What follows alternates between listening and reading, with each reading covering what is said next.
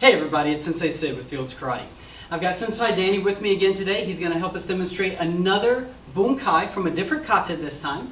We're going to take a look at the beginning part of Heian Sandan. This is the third kata that we teach at Fields Karate, and it's part of the core of the Heian katas. They make the foundational katas for the Shotokan system. Now, remember that as we go through these bunkai, we're taking our kata, breaking it into parts, breaking it down. That's literally what bunkai means. And then we're putting an application to it. We're figuring out how to use it practically. Because if you know a kata, but you don't know how to use it, then you don't really know the kata, and you've really missed the point behind having the kata at all. So, to begin, I want to show you how Heian Sandan starts. So from here, you're going to step out to the left with a mid block.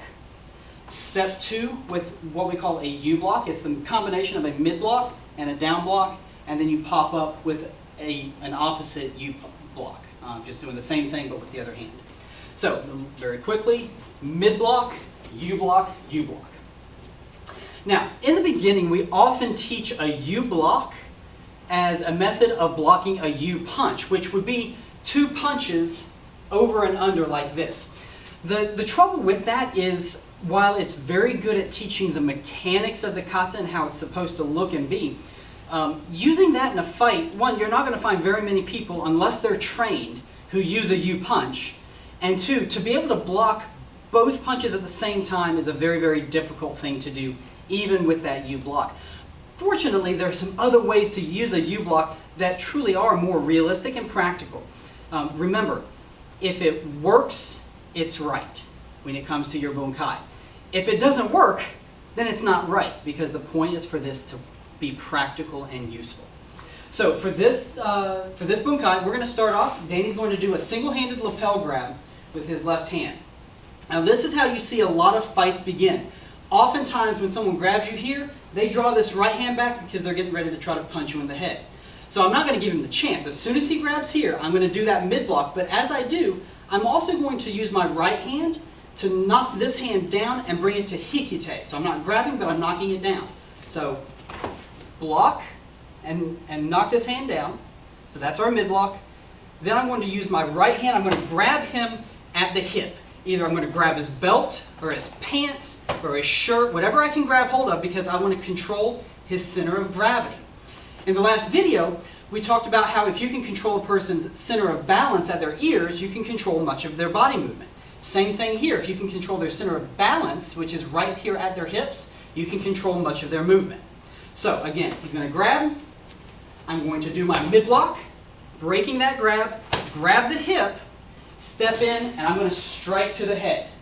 Okay, so this is my first U block, is actually a grab and a strike.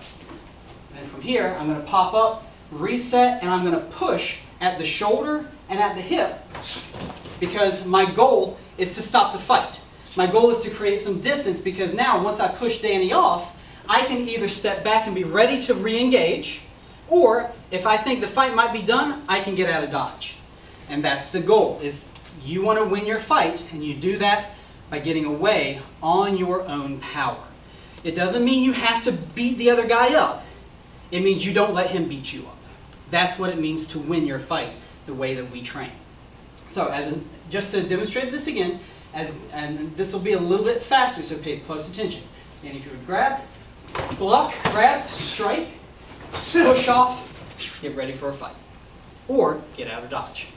So one more time, a little bit more slowly.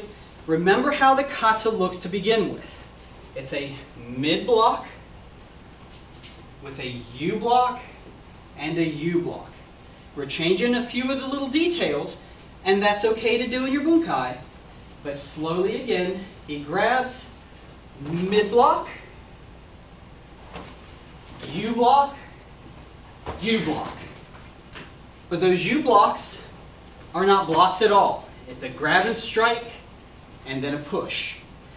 So what you begin to realize is, especially when we're working with kata, sometimes our strikes are blocks, and sometimes our blocks are strikes, and sometimes our strikes and our blocks are actually joint locks. And sometimes these joint locks become throws. Sensei Jesse Enkamp said it very well. Is a lock is a block, is a blow is a throw. So you can mix these up. It's not always what it appears to be on the surface.